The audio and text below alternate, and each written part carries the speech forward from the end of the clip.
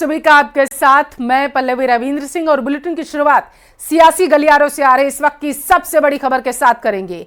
नई सरकार के गठन से पहले एक बेहद ही महत्वपूर्ण बैठक जेपी नड्डा के आवास पर हो रही है। बताया जा रहा है कि बैठक में केंद्रीय गृह मंत्री अमित शाह, रक्षा मंत्री राजनाथ सिंह, बीएल संतोष मौजूद है और इसी के साथ सहयोगियों में सामंजस्य बनाने के फॉर्मूले पर बताया जा रहा है कि चर्चा हो सकती है, क्योंकि इस बार बीजेपी को पूर्ण बहुमत नहीं मिला है। पिछली बार की तरह 2019 की तरह इस बार पूर्ण बहुमत ना मिलने की वजह से बीजेपी को घटक दलों के साथ पार्टी बनानी पड़ रही है, गठबंधन की सरकार बनानी पड़ रही है और यही वजह है कि ये बैठक बेहद ही महत्वपूर्ण मानी जा रही है। बताया जा रहा है कि जो भी एनडीए में शामिल पार्टियां हैं उनमें किस तरीके से सामंजस्य बिठाया जाए, हर एक व्यक्ति को, हर एक पार्टी के सांसद को किस तरीके से साथ कर चला जाए, इन सारे मुद्दों पर बैठक में चर्चा हो रही है। तो इस वक्त की सबसे बड़ी खबर, तस्वीरें भी लगातार हम आपको दिखा रहे हैं। दिल्ली से इस वक्त की बड़ी खबर है, जहां पर नई सरकार के गठन के साथ ही सियासी हलचलें तेज हो चली हैं। सहयोगियों में किस तरीके से सामंजस्य बिठाया जाए, इसको लेकर के चर्चा की जाए।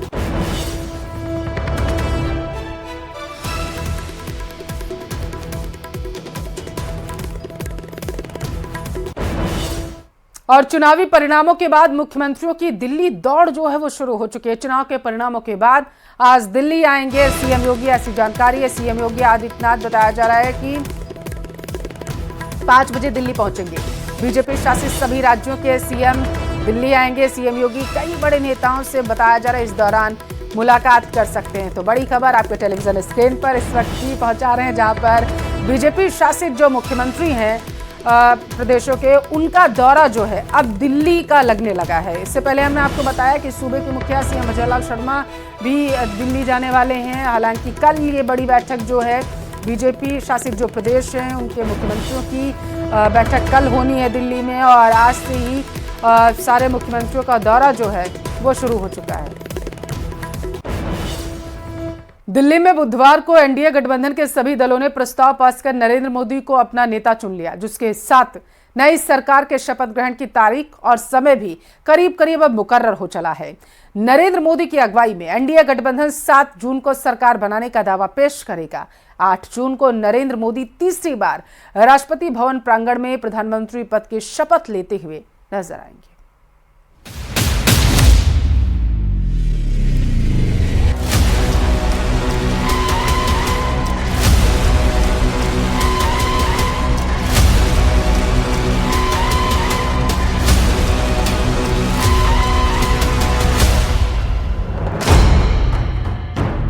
तीसरी बार मोदी सरकार के फर्स्ट ट्रेलर के तौर पर इस दृश्य को देखा जा रहा है। सभी के चेहरे पर खिली मुस्कान और विक्ट्री का निशान, एनडीए के एकजुट होने का पक्का प्रमाण साक्षात है। इससे पहले इस चिट्ठी ने मुनादी कर दी कि मोदी ही देश के प्रधान है। नरेंद्र मोदी को राष्ट्रीय जनतांत्रिक गठबंधन का नेता चुने जाने का प्रस्ताव है। ये एनडीए की जितनी पार्टियों ने मोदी को अगुवा माना है उसके नाम इत्मीनान से पढ़ लीजिए। इस चिट्ठी से पहले 7 लोक कल्याण की इन तस्वीरों ने नई सरकार के सारे सस्पेंस का दी एंड कर दिया था। देखते जाइए, एनडीए का हर दल यहाँ मौजूद है। सभी नेताओं की मौजूदगी में पीएम मोदी की मुस्कान बहुत कुछ बयां कर रही है। एनडीए की बैठक में प्रधानमंत्री के लेफ्ट हैंड पर चंद्रबाबू नायडू हैं। उनके ठीक बगल में नीतीश कुमार हैं। नीतीश कुमार के बगल में शिवसेना के एकनाथ शिंदे हैं। एनडीए में जिसका जितना कद है, इस बैठक में उनका वही दर्जा है। तीसरी बार मोदी सरकार का रूप ऐसा ही होगा, जिसमें हर दल की अहमियत होगी, हर नेता की पूछ होगी, हर सांसद को तवज्जो मिलेगी। जैसे कि मोदी सरकार की रवायत है सहयोगियों को साथ लेकर चलने की, ठीक वैसा ही दृश्य है। एनडीए पहले से कहीं ज्यादा दृढ़ संकल्प है। साथ मिलकर हम लोगों ने चुनाव प्रचार किया और साथ मिलकर ही प्रधानमंत्री नरेंद्र मोदी जी के नेतृत्व में ही हम लोग सरकार बनाने जा रहे हैं। एक स्थिर और मजबूत सरकार पुनः देश अगले 5 साल के लिए देखेगा। How can we contest elections if you are not a part of NDA? 3 parties combined we collected. Why you got that doubt? I don't know. Sir, how was the meeting? How was the meeting, sir? Good. NDA के साथ चुनाव लड़े हैं और NDA को ही मजबूत करेंगे। और मैं फिर अश्योर करता हूं कि एक बड़ा मैंडेट तीसरी बार, देखिए इस देश के राजनीतिक इतिहास में दूसरी बार हो रहा है कि थर्ड मैंडेट मिला है। तो ये प्रधानमंत्री जी के कार्यशैली पे, उनके विजन पे एक विश्वास का मत है। नरेंद्र मोदी की लीडरशिप में एनडीए गठबंधन में कई और दलों के जुड़ने का समर्थन पत्र भी मिलने के दावे किए जा रहे हैं। यानी नंबर गेम में किसी तरह का कोई डाउट नहीं। तो फिर डाउट आया कहां से? तो इसे जानने के लिए 5 जून की सुबह पटना से आई इस तस्वीर को देखना होगा। दिल्ली का सियासी तापमान बढ़ाने वाली ये वही तस्वीर है जिसमें एक प्लेन में बिहार के मुख्यमंत्री नीतीश कुमार सवार थे और उनके ठीक पीछे की सीट पर विराजमान थे तेजस्वी यादव। चाचा भतीजे की दिल्ली रवानगी और दोनों के बीच बस एक सीट का फासला। प्लेन में जिज्ञासुओं ने ये दृश्य देख सवाल भी दाग दिया। जवाब में नीतीश कुमार ने प्रणाम किया। पटना से दिल्ली आ रहे हवाई विमान में बिहार की 2 सियासी हस्तियों की यात्रा ने अटकलों को तेज हवा दी, क्योंकि यात्रा के बीच नीतीश कुमार और तेजस्वी एक वक्त अगल बगल की सीट पर आ बैठे थे। इस पर नीतीश कुमार जब दिल्ली पहुंचे तो फिर सवाल हुआ। यहाँ नीतीश कुमार ने सधा सा जवाब दिया कि सरकार तो बनेगी ही, लेकिन किसकी ये साफ साफ नहीं कह पाए। सरकार तो बनेगी ही।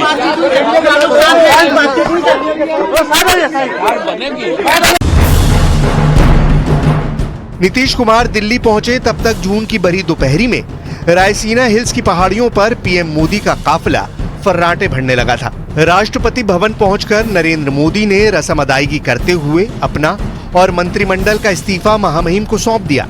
पीएम मोदी के इस्तीफे के बीच दिल्ली में इंडिया गठबंधन के सूरमा जुटने लगे। देश के कोने कोने से नेताओं ने दिल्ली की दौड़ लगा रखी थी। इस गहमा गहमी के बीच तेजस्वी यादव बार बार नीतीश कुमार को किंग मेकर होने का ऐलान कर रहे थे।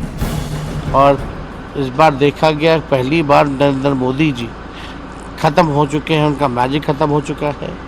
वो बहुमत से काफ़ी दूर हैं। अब उनको जो है बिना उनके 2 बड़े जो सहयोगी हैं, बिना उनके अब सरकार चल नहीं सकती है। एनडीए के घटक दलों पर डोरे डाल रहे इंडिया गठबंधन के नेताओं को बीजेपी की तरफ से जोरदार प्रहार भी झेलने को मिला। मुझे कुछ समझ में नहीं आ रहा है, निर्लज्जता की हद हो गई। कांग्रेस 60 साल तक राज की और तीसरी बार वो थोड़ा 99 पर आ गए, 99 का चक्कर लग गया तो खुश हो रहा है, कह रहा कि मैं तो बाग पछाड़ लिया। सरकार बनाने के दावे और इरादे के साथ दिल्ली में इंडिया गठबंधन के तमाम दल भी जुटे। हालांकि कांग्रेस अध्यक्ष मल्लिकार्जुन खड़गे के आवाज पर जमघट से पहले कोई पत्ते खोलने को तैयार नहीं हुआ। जो लोकसभा के नतीजे आए हैं उस पर विस्तार से चर्चा होगी, समीक्षा होगी और आगे क्या रणनीति के तहत हमारा गठबंधन आगे बढ़ेगा, क्या हमारी अगली स्ट्रैटेजी होगी, उन सारे विषयों पर विस्तार से चर्चा होगी। उस मीटिंग से पहले कोई भी अधिकृत बयान देना उचित नहीं होगा। और अभी बस पहुंचने वाले हैं इंडिया गठबंधन की मीटिंग। अभी पवार साहब से मिलने आए थे क्या? शरद पवार जी के पास ऐसे ही मिलने आए थे और चुनाव के नतीजों के बाद अभी इंडिया गठबंधन की मीटिंग में जा रहे हैं। इंडिया गठबंधन की बैठक में एक बात गौर करने वाली ये थी कि पश्चिम बंगाल से ममता बनर्जी की जगह उनके भतीजे अभिषेक बनर्जी पहुंचे। महाराष्ट्र से उद्धव ठाकरे की तरफ से संजय राउत बैठक में पहुंचे। एक तरफ एनडीए ने अपनी एकजुटता और शक्ति का प्रदर्शन कर दिया तो दूसरी तरफ इंडिया गठबंधन में सब कुछ ठीक नहीं होने के सिग्नल मिले हैं। इस सियासी हलचल के बीच नई सरकार गठन की जो जानकारी सामने आई उसके मुताबिक 18वीं लोकसभा के गठन की प्रक्रिया अभी शुरू नहीं हुई है। 6 जून की शाम मुख्य चुनाव आयुक्त जब राष्ट्रपति से मिलकर नवनिर्वाचित सदस्यों की सूची सौंपेंगे, उसके बाद सरकार गठन की प्रक्रिया शुरू होगी। अभी तक की जानकारी के मुताबिक नई सरकार का शपथ ग्रहण 8 जून को होगा। शपथ ग्रहण समारोह राष्ट्रपति भवन के प्रांगण में ही करने की तैयारी है। नए मंत्रिपरिषद के गठन के बाद उसके सम्मान में राष्ट्रपति एक रात्रि भोज देंगी। तीसरी पारी में मोदी की टीम नई होगी, नए चेहरे होंगे, क्योंकि गठबंधन की बैठक में बड़े पोर्टफोलियो की मांग के चर्चे हैं। हालांकि मोदी की तीसरी पारी के औपचारिक ऐलान से पहले सभी कयास बेमानी है।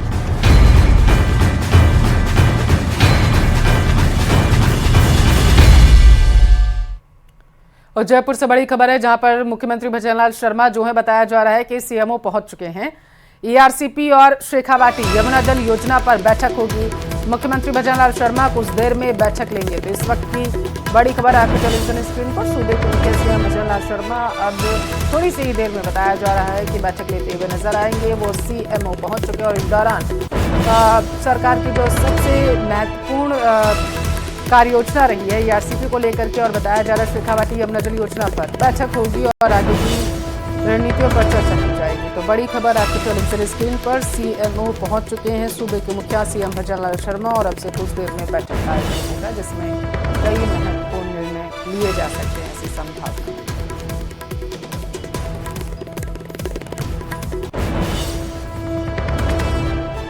और सियासी गलियारों से जुड़ी इस वक्त की बड़ी खबर आप तक पहुंचाएंगे।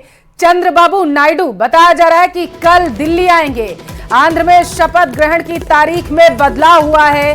9 जून को नायडू का शपथ ग्रहण नहीं होगा, ऐसी जानकारी सामने निकल कर आ पा रही है। बताया जा रहा है कि 11 या 12 जून को सीएम पद की शपथ लेते हुए चंद्रबाबू नायडू नजर आ सकते हैं और इसी वजह से जानकारी यह है कि आज जो है वो दिल्ली आने का उनका कार्यक्रम जो है वो प्रस्तावित हो चुका है। कल वो दिल्ली पहुंचेंगे, ऐसी जानकारी सामने निकलकर आ पा रही है। तो बड़ी खबर आपके टेलीविजन स्क्रीन पर सियासी गलियारों से जुड़ी आप तक पहुंचा रहे हैं। चंद्रबाबू नायडू कल दिल्ली आएंगे। बताया जा रहा है कि 9 जून को जो शपथ ग्रहण कार्यक्रम का आयोजन होना था वो नहीं होगा, कार्यक्रम में बदलाव किया गया है। अब जो जानकारी सामने निकल कर आई है वो ये है कि 11 या 12 जून को सीएम पद की शपथ लेते हुए नजर आ सकते हैं चंद्रबाबू नायडू। सूत्रों के मुताबिक शुरुआती दौर में टीडीपी लीडरशिप ने 2 विकल्प इस बातचीत में रखे। पहला, अटल सरकार की तरह स्पीकर का पद और एनडीए कन्वीनर का पद और सरकार को बाहर से समर्थन जारी रखना। दूसरा विकल्प ये कि अगर स्पीकर का पद नहीं मिलता है तो कन्वीनर और कुछ अहम मंत्रालय टीडीपी को मिले। सूत्रों के मुताबिक टीडीपी केंद्रीय स्तर पर इस सरकार के कार्यकाल में अपनी सक्रिय भूमिका चाहती है।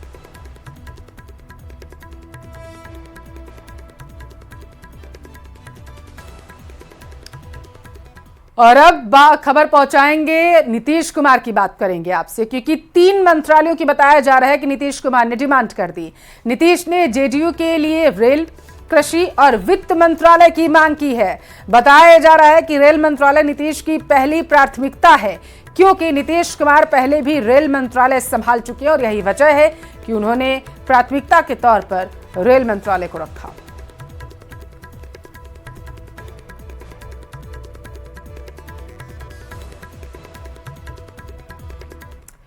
और उधर लोकसभा चुनाव में एलजेपी आरवी का स्ट्राइक रेट 100% रहा। पार्टी के 5 उम्मीदवारों ने जीत दर्ज की। चिराग ने माना है कि सहयोगी पार्टियों के कैडरों की मेहनत से ये रिजल्ट उनके पक्ष में गया है। 100% स्ट्राइक रेट के साथ बिहार में एकमात्र पार्टी वो बनकर उभरी है।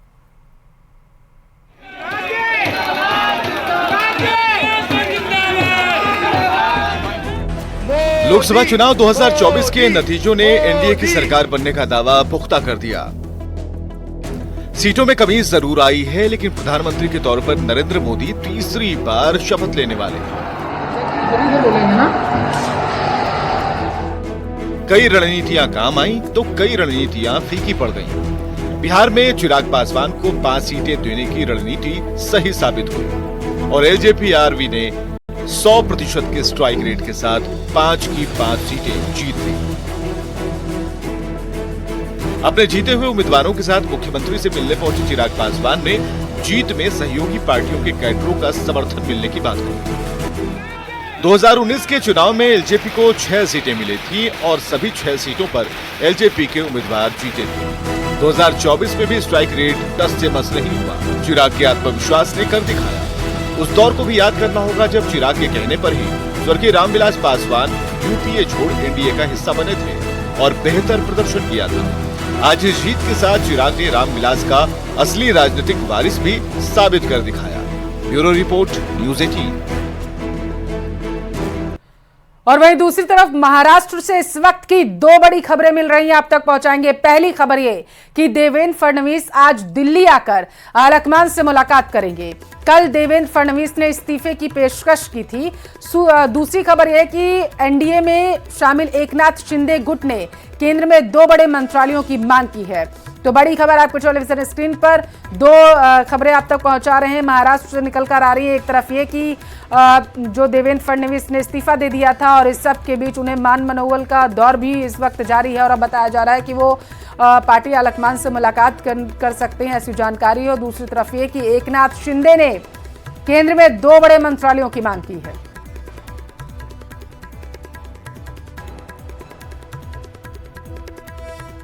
इंडिया गठबंधन के पास बहुमत नहीं, लेकिन विपक्ष के इस गठबंधन ने जो बैठक की उसकी तैयारी बड़े पैमाने पर की गई। लग रहा था कि इंडिया गठबंधन की बैठक से कोई बड़ा चौंकाने वाली जो बात है वो सामने निकल कर आ सकती है, लेकिन हुआ क्या, इस रिपोर्ट में देखिए आप।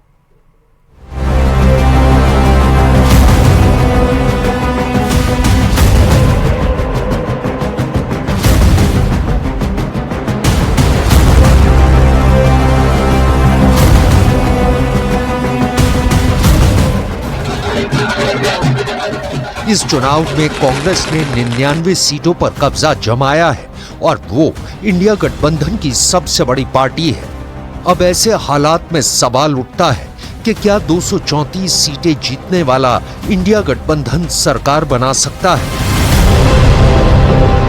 The India bloc will continue to fight against the fascist rule of the BJP led by Modi.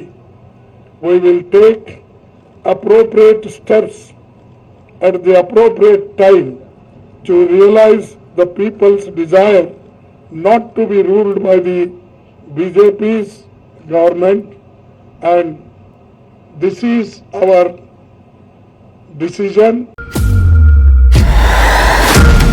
Kharge के घर इंडिया गठबंधन के नेताओं का तांता लगा रहा।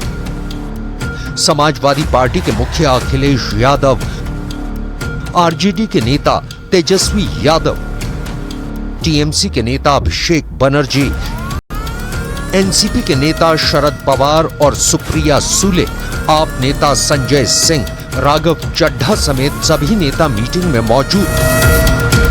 खुद सोनिया गांधी भी मीटिंग में पहुंची। हमने ये तय किया है कि हमको जो मैंडेट मिला है वो मैंडेट इस देश में जो फैसिज्म बढ़ रहा है, तानाशाही, संविधान के खिलाफ जो काम चल रहा है उसके खिलाफ मिला है, जो करने वाले लोग हैं। तो हमको जब मौका मिलेगा, अप्रोप्रिएट टाइम का हम इंतज़ार कर रहे हैं, तब जो पीपल्स डिज़ायर है ये सरकार बदलने की, उस दिशा में हम कदम बढ़ाएंगे। दरअसल इस बार देश की जनता ने किसी भी पार्टी को पूर्ण बहुमत नहीं दिया है। बीजेपी भले ही सबसे बड़ी पार्टी है, लेकिन पूर्ण बहुमत बीजेपी को भी नहीं मिला है। ऐसे में देश में फिर से गठबंधन की राजनीति का दौर दिखाई दे रहा है। लेकिन जो हालात दिख रहे हैं उन्हें देखकर साफ कहा जा सकता है कि नरेंद्र मोदी के नेतृत्व वाला एनडीए इंडिया गठबंधन को जरा भी मौका नहीं देगा। कन्नौज से लोकसभा चुनाव जीतने के बाद अब अखिलेश यादव विधानसभा की सदस्यता से इस्तीफा दे सकते हैं। सूत्रों के मुताबिक अखिलेश विधानसभा की कमान शिवपाल यादव को सौंप सकते हैं। सूत्रों की माने तो सपा अध्यक्ष अखिलेश यादव मैनपुरी की करहल विधानसभा सीट छोड़ सकते हैं और वो अपने पास कन्नौज की लोकसभा सीट रख सकते हैं। सूत्रों के मुताबिक शिवपाल को यूपी विधानसभा में विपक्ष का नेता बनाया जा सकता है।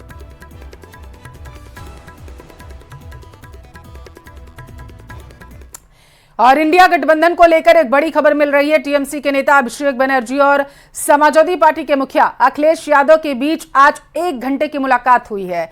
अभिषेक बनर्जी अखिलेश यादव से मिलने पहुंचे थे। तकरीबन 1 घंटे तक दोनों नेताओं के बीच मुलाकात चली। लोकसभा चुनाव में टीएमसी ने 29 सांसदों ने बताया जा रहा है जीत दर्ज की है और ये बैठक बेहद ही महत्वपूर्ण मानी गई।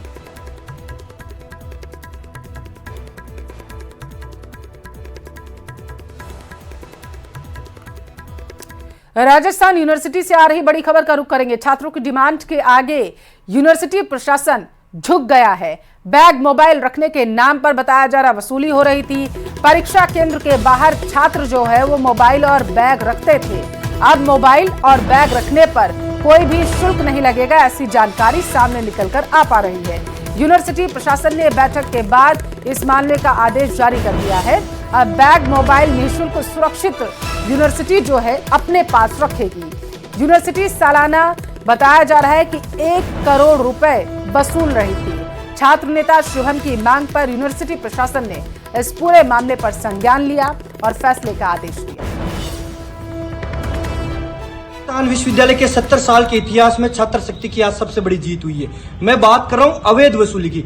करोड़ों रुपए की अवैध वसूली जो मोबाइल और बैग जमा करने के नाम पे विश्वविद्यालय प्रशासन स्टूडेंट से ले रहा था। आज आप देख सकते हैं शाम के 7:30 बजे प्रशासन ने यह स्वीकार किया कि यह अवैध वसूली गलत थी और अब से एक नोटिस निकाला है कि राजस्थान विश्वविद्यालय का प्रत्येक रेगुलर स्टूडेंट उसके मोबाइल और बैग फ्री ऑफ कॉस्ट जमा होंगे। सबसे पहले मैं राजस्थान विश्वविद्यालय की छात्र शक्ति का धन्यवाद देना चाहूंगा कि इस लड़ाई को मेरे साथ उन्होंने मजबूती से लड़ा। उसके बाद विश्वविद्यालय प्रशासन का भी मैं धन्यवाद देना चाहूंगा कि उन्होंने हमारी मांग सुनी और इसको स्वीकार किया कि यह अवैध वसूली गलत थी और अब से फ्री ऑफ कॉस्ट जमा होंगे। मैं आपके हकों की लड़ाई के लिए हमेशा आपके लिए खड़ा मिलूंगा।